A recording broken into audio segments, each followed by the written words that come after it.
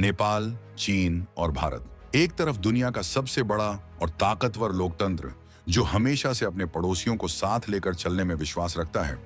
दूसरी तरफ विस्तारवाद की कभी न मिटने वाली भूख से तड़पता ड्रैगन जो छोटे देशों को कर्ज के जाल में फंसाकर निगल जाना चाहता है। और इन दोनों महाशक्तियों के बिल्कुल बीचों बीच फंसा वो देश जिसने बहुत ही शातिर तरीके से अपनी ही जड़ों में मट्ठा डालने का काम किया है। काठमांडू के सत्ता के गलियारों में आज बिल्कुल वैसा ही मातम जैसा सन्नाटा पसरा हुआ है, जैसा किसी बड़े तूफान के आने से ठीक पहले होता है। जिस देश ने कुछ समय पहले बड़े ही घमंड में नए नक्शे छापकर और झूठे राष्ट्रवाद के नशे में पूरी तरह चूर होकर दिल्ली को आंखें दिखाने की जुर्रत की थी, आज उसी की अर्थव्यवस्था के मुख्य दरवाजे पर दुनिया की सबसे बड़ी आर्थिक शक्तियों ने एक ऐसा भारी ताला जड़ने की पूरी तैयारी कर ली है जिसकी कोई चाबी नहीं है।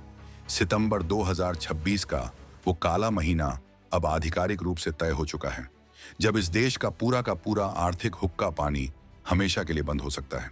दुनिया की सबसे बड़ी और सबसे सख्त वित्तीय निगरानी संस्था ने बिल्कुल दो टूक शब्दों में बिना किसी लाग लपेट के साफ कर दिया है कि या तो अगले 4 महीने के भीतर अपना पूरा सड़ा हुआ सिस्टम साफ करो, अपनी व्यवस्था की सारी गंदगी को मिटाओ, या फिर दुनिया के नक्शे पर एक और पूरी तरह से कंगाल और बर्बाद देश बनने के लिए खुद को तैयार कर लो। क्या नेपाल इस भयंकर चेतावनी की गंभीरता को समझ पा रहा है, या वो अब भी किसी मुगालते में जी रहा है? ये कोई छोटी मोटी रूटीन चेतावनी नहीं है, बल्कि एक ऐसा खौफनाक अल्टीमेटम है जिसने रातों रात काठमांडू के नेताओं से लेकर बीजिंग में बैठे उनके आकाओं तक की नींद उड़ाकर रख दी है। अगर काठमांडू के सत्ताधीशों ने अपनी जिद्दी और अड़ियल नीतियां तुरंत नहीं बदली, तो उसे अंतरराष्ट्रीय स्तर पर उठाकर सीधे ब्लैक लिस्ट के उस अंधेरे कुएं में डाल दिया जाएगा जहां से आज तक कोई देश आसानी से बाहर नहीं निकल पाया है।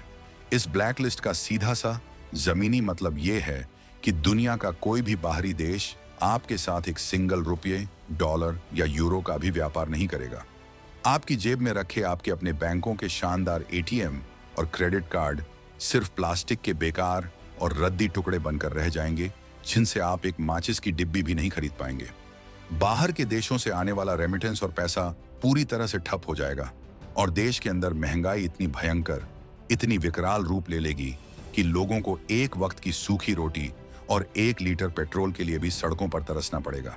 ये सब अकारण नहीं हो रहा है, बल्कि ये सब इसलिए हो रहा है क्योंकि जब काठमांडू के नेता चीन के इशारे पर नाचते हुए भारत से सदियों पुराने रोटी बेटी के रिश्ते बिगाड़ने में दिन रात एक कर रहे थे, ठीक उसी समय उनके अपने घर के अंदर उनकी नाक के ठीक नीचे काले धन का ऐसा भयानक और घिनौना खेल चल रहा था जिसने पूरे देश की आर्थिक नींव को ही अंदर से दीमक की तरह खोखला कर दिया।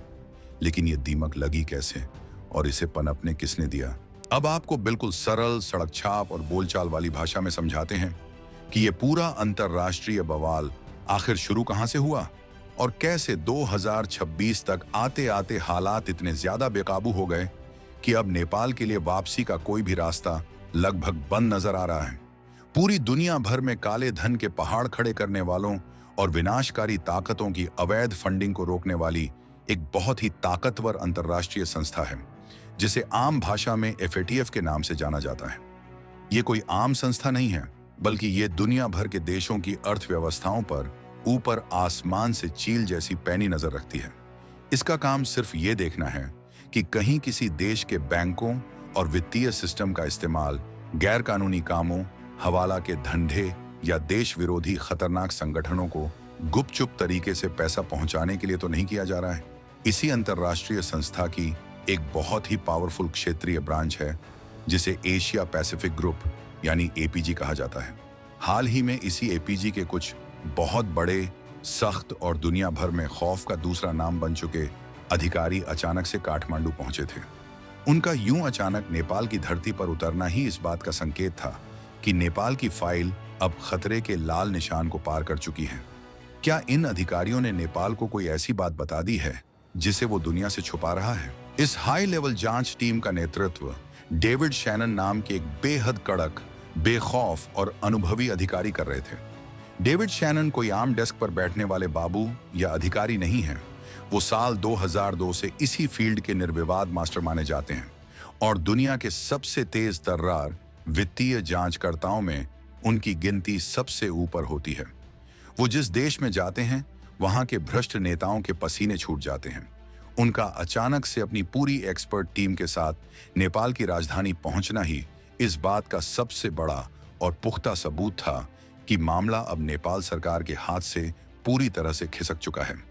डेविड शैनन और उनकी टीम ने नेपाल के प्रधानमंत्री कार्यालय, वहां के बेहद अहम वित्त मंत्रालय, सेना के आला जनरलों और पुलिस महकमे के टॉप कमांडरों के साथ बंद कमरों में कई लंबी, थका देने वाली और बेहद तनावपूर्ण बैठकें की। इन बैठकों में चाय समोसे नहीं चले, बल्कि वहां सिर्फ कड़वे सवाल दागे गए। नेपाल के अधिकारी फाइलों में मुंह छुपाते रहे और डेविड की टीम उनसे एक एक पैसे का हिसाब मांगती रही। क्या इन बंद कमरों की दीवारों ने कुछ ऐसा सुना है जो अगर बाहर आ जाए तो नेपाल में भूचाल आ सकता है? काठमांडू पोस्ट और कई अन्य गुप्त सूत्रों की अंदरूनी और एक्सक्लूसिव रिपोर्ट्स साफ साफ बताती हैं कि इन बैठकों का माहौल बेहद गर्म और दमघोंटू था।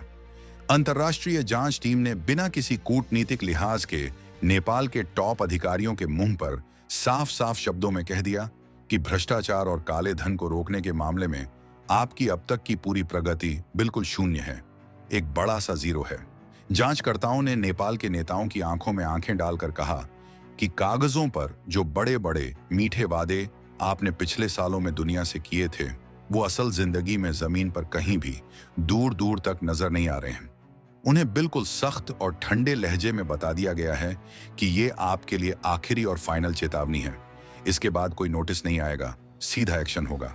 अब नेपाल को कोई और मोहलत या टाइम एक्सटेंशन नहीं दिया जाएगा। सितंबर 2026 में होने वाली सबसे बड़ी ग्लोबल रिव्यू मीटिंग से पहले अगर नेपाल ने कुछ ठोस और जमीनी नतीजे नहीं दिखाए, बड़े मगरमच्छों को जेल में नहीं डाला, तो नेपाल का नाम उन अंतर्राष्ट्रीय अपराधियों वाले देशों की ब्लैक लिस्ट में हमेशा के लिए डाल दिया जाएगा जिनसे पूरी सभ्य दुनिया किनारा कर लेती है। ठीक वैसे ही जैसे आज उत्तर कोरिया या म्यांमार के साथ हुआ है, जहां बाहर से एक सुई भी बिना इजाजत के नहीं जा सकती। सवाल यह है कि क्या नेपाल का ईगो उसे इस बर्बादी से बचा पाएगा या यही घमंड उसे ले डूबेगा? अब यहां पर सबसे बड़ा और दिमाग को झकझोर देने वाला सवाल ये खड़ा होता है कि जो नेपाल हमेशा से दुनिया भर में एक शांत, सुंदर और पर्यटन वाले देश के रूप में माना जाता था, वो आखिर इस भयंकर बर्बादी के कगार पर पहुंचा कैसे? इसके पीछे की पूरी क्रोनोलॉजी और पर्दे के पीछे के खेल को समझना बहुत ज्यादा जरूरी है। पिछले कुछ सालों में नेपाल की राजनीति में एक बहुत ही अजीब, अस्वाभाविक और खतरनाक बदलाव देखा गया है। वहां की कम्युनिस्ट सरकारों ने देश के विकास, सड़क, बिजली और पानी की अपनी नाकामियों को आम जनता से छुपाने के लिए एक बहुत ही सस्ता, घटिया और आजमाया हुआ रास्ता चुना। उन्होंने बिना किसी बात के भारत विरोधी राष्ट्रवाद की झूठी आग को हवा देना शुरू कर दिया। भारत के खिलाफ अनाप शनाप बयानबाजी करके, रातों रात नए और विवादित नक्शे जारी करके उन्होंने अपनी घरेलू राजनीति और अपनी कुर्सी तो चमका ली, चुनाव भी जीत लिए, लेकिन इसी झूठे अहंकार और चीन की शह के चक्कर में उन्होंने अपने सबसे बड़े, सबसे सच्चे और संकट के समय हमेशा साथ खड़े रहने वाले सबसे मजबूत आर्थिक साझेदार को बुरी तरह से नाराज कर दिया। लेकिन क्या भारत से दुश्मनी मोल लेकर नेपाल अपने अंदर पनप रहे उस असली कैंसर को रोक पाया जो उसे अंदर ही अंदर खा रहा था? जब आप अपने सबसे भरोसेमंद साथी से बिना बात के भिड़ने में, उसे नीचा दिखाने में अपनी सारी राजनीतिक ऊर्जा और समय लगा देते हैं, तो आपके घर के अंदर के बैठे असली चोर पूरी तरह से बेखौफ हो जाते हैं। उन्हें पता चल जाता है कि सरकार का ध्यान कहीं और है। नेपाल के साथ बिल्कुल यही सटीक दुर्घटना हुई जब नेपाल की सरकारें, उनके मंत्री और जांच एजेंसियां राष्ट्रवाद के नाम पर भारत से उलझने में व्यस्त थीं, टीवी पर भारत को गालियां दे रही थीं। ठीक उसी समय नेपाल के भीतर मनी लॉन्ड्रिंग करने वाले बड़े बड़े सिंडिकेट, रातों रात सोने की बड़ी बड़ी तस्करी करने वाले गिरोह और विनाशकारी संगठनों को गुपचुप करोड़ों का फंड देने वाले लोग पूरी तरह से सक्रिय हो गए। उन्होंने नेपाल को अपना स्वर्ग बना लिया। आज 2026 में हालात इतने बदतर और आउट ऑफ कंट्रोल हो चुके हैं कि नेपाल की अपनी खुद की जांच एजेंसियां, उनका एंटी मनी लॉन्ड्रिंग जांच विभाग और उनकी पूरी की पूरी पुलिस व्यवस्था इन बड़े सफेद पोश और रसूखदार अपराधियों पर लगाम लगाने में पूरी तरह से लाचार, बेबस और नाकाम साबित हो रही है। ऐसा लगता है जैसे कानून व्यवस्था ने इन पैसों वाले मगरमच्छों के सामने पूरी तरह से सरेंडर कर दिया है। तो आखिर अंतर्राष्ट्रीय जांच टीम ने नेपाल की वो कौन सी दुखती रग पकड़ ली है जिसने काठमांडू की बोलती बंद कर दी है? अंतर्राष्ट्रीय जांच टीम ने कई महीनों की अपनी गहरी रिसर्च, ऑडिट और नेपाल के एक एक सिस्टम को खंगालने के बाद नेपाल की 4 ऐसी सबसे बड़ी और खतरनाक कमजोरियों को रंगे हाथों पकड़े हैं, जो सीधे तौर पर उसे विनाश के गहरे अंधेरे गड्ढे की ओर धकेल रही हैं। पहली और सबसे बड़ी वजह है सिर्फ नाम मात्र की कार्रवाई और दुनिया को दिखाने वाला खोखला दिखावा। अंतर्राष्ट्रीय संस्था ने अपने बारीकी से किए गए ऑडिट में यह साफ पाया कि नेपाल में काले धन को सफेद करने के जो केस थानों में दर्ज किए गए हैं, उनकी संख्या वहां हो रहे असल अपराध और अरबों के लेन देन के मुकाबले ऊंट के मुंह में जीरे के समान है। जो छोटी मछलियां हैं, छोटे मोटे गुर्गे हैं, सिर्फ उन्हें पकड़कर जेल में डाल दिया जाता है, उनके साथ फोटो खिंचवाकर दुनिया को दिखाया जाता है कि हम काम कर रहे हैं। लेकिन जो असली और बड़े मगरमच्छ हैं, जो अरबों का काला धन नेपाल से बाहर और अंदर घुमा रहे हैं, वो नेपाल की सड़कों पर आज भी पूरी शान से महंगी लग्जरी गाड़ियों में खुलेआम घूम रहे हैं। कानून लागू करने वाली एजेंसियां राजनीतिक और पैसों के भारी दबाव के आगे पूरी तरह से घुटने टेक चुकी हैं।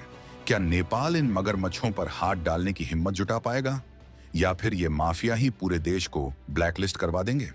दूसरी सबसे बड़ी और जांच टीम को हैरान करने वाली वजह है हाई रिस्क सेक्टर्स में होने वाली खुली लूट और बिना किसी डर की धांधली। इसे ऐसे बहुत ही आसान तरीके से समझिए कि नेपाल के रियल एस्टेट, बड़े बड़े चमचमाते कसीनो, सहकारी समितियों और सोने चांदी के व्यापार में इस वक्त अवैध पैसा बिल्कुल बारिश के पानी की तरह बह रहा है। मान लीजिए किसी भ्रष्ट इंसान के पास ट्रकों में भरकर करोड़ों का काला धन है। वो इस पैसे को सीधे किसी लीगल बैंक में तो रख नहीं सकता, क्योंकि वहां हिसाब देना होगा। तो वो शातिर दिमाग क्या करता है, वो नेपाल के किसी आलीशान कसीनो में जाता है, वहां इस करोड़ों के काले पैसे को जुए के प्लास्टिक टोकन में बदलता है, वीआईपी रूम में बैठकर थोड़ा बहुत गेम खेलता है और फिर बचे हुए उन टोकन को वापस सफेद पैसे के रूप में एकदम लीगल तरीके से चेक या ड्राफ्ट के जरिए अपने खाते में डलवा लेता है।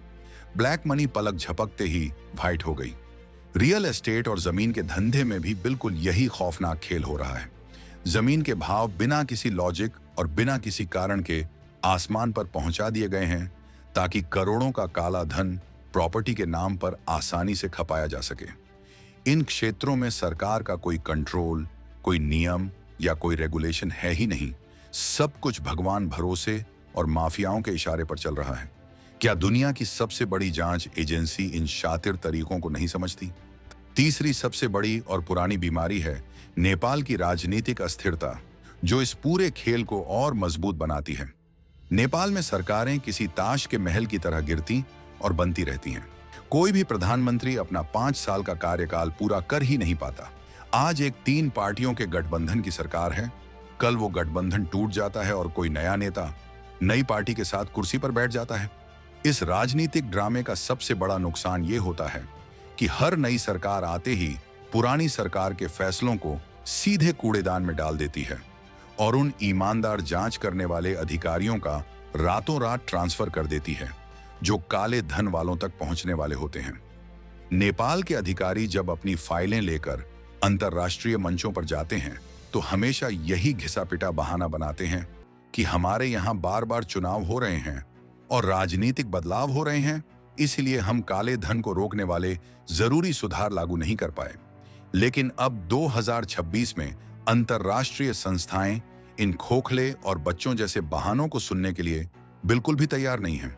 दुनिया को अब सिर्फ और सिर्फ नतीजे चाहिए, बहाने और कहानियां नहीं। क्या नेपाल के राजनेता अपनी कुर्सी के लालच को छोड़कर देश को बचाने के लिए एक साथ आ पाएंगे, या फिर वो लड़ते लड़ते देश को बर्बाद कर देंगे? चौथी और सबसे ज्यादा शर्मनाक वजह है नेपाल की घोर लापरवाही और अपनी ही रिपोर्ट देने में भयानक देरी। नियमों और अंतर्राष्ट्रीय वादों के मुताबिक नेपाल को नवंबर 2025 तक अपनी एक बहुत ही महत्वपूर्ण नेशनल रिस्क असेसमेंट रिपोर्ट जमा करनी थी। ये कोई मामूली कागज नहीं होता। बल्कि ये एक ऐसा जरूरी दस्तावेज होता है जिसमें देश खुद पूरी ईमानदारी से दुनिया को बताता है कि उसकी अर्थव्यवस्था में कहां-कहां खतरे हैं, काले धन के गुप्त सोर्स क्या हैं और वो उन खतरों से निपटने के लिए क्या सख्त एक्शन ले रहा है। लेकिन आपको जानकर भयंकर हैरानी होगी कि 2026 का साल आधा निकल चुका है और वो रिपोर्ट आज तक अधूरी पड़ी है। नेपाल के सरकारी दफ्तरों में वो फाइलें सिर्फ धूल फांक रही हैं और अधिकारी एक दूसरे पर जिम्मेदारी डाल रहे हैं। ये सीधा सीधा अंतर्राष्ट्रीय बिरादरी की आंखों में धूल झोंकने और उनकी पूरी जांच प्रक्रिया का सरेआम मजाक उड़ाने जैसा है, जो नेपाल की गंभीरता की कमी और उनकी मक्कारी को पूरी दुनिया के सामने नंगा कर देता है। जिस देश को अपनी रिपोर्ट सबमिट करने की फिक्र नहीं है, वो काले धन के खिलाफ क्या खाक लड़ाई लड़ेगा। अब एक पल के लिए अपनी आंखें बंद कीजिए और गहराई से सोचिए, अगर सच में सितंबर 2026 में नेपाल ब्लैकलिस्ट हो गया तो उसका असली और खौफनाक अंजाम क्या होगा।